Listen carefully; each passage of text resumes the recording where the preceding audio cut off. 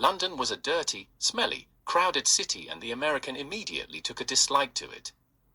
He had always hated cities, he had grown up in one and hated the crowds and the noise, but mostly he hated the lack of nature.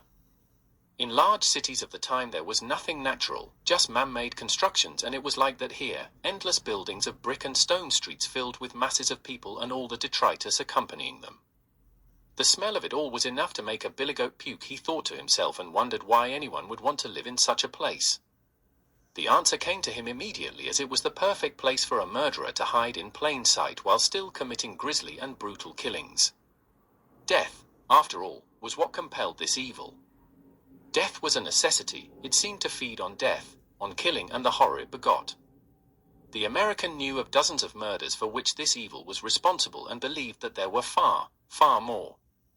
And here the murderer believed that there were so many dead bodies appearing every day that nobody would ever suspect a thing, but the killer was wrong.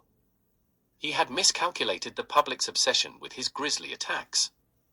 The extraordinary brutality of what had been done to the victims had sent a wave of both revulsion and fascination throughout Victorian society, and as a result the murders had become a national sensation.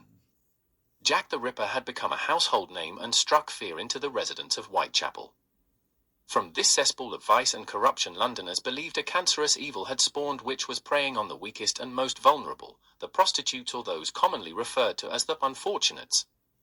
But there was one recent arrival to this city who knew the truth, knew that the brutal killer known as a Jack the Ripper was not native to this island nation, and perhaps not even to this world, but had been on a long sojourn of murder.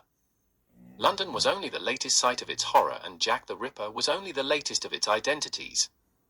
While reading an account of the latest murder, the stranger noticed the article included such descriptives as mutilation, disembowelment, and many other macabre terms. The police concluded that the killer must have medical knowledge, and he had a pretty good idea where this vicious monster gained this knowledge, but there was very little chance that anyone would believe him. However, in an attempt to stop the killings, a few days before, he had sent a long and detailed cable to the detective in charge of the investigation with his fantastic story. But would that man believe him? Would he even listen to some American lawman, or would he be dismissed outright as mentally deranged? Find out what happens next in the new book Queen Victoria vs. Jack the Ripper, now on Amazon. It is a fascinating tale that will rewrite the entire Jack the Ripper genre. Get it now on Amazon, it is amazing.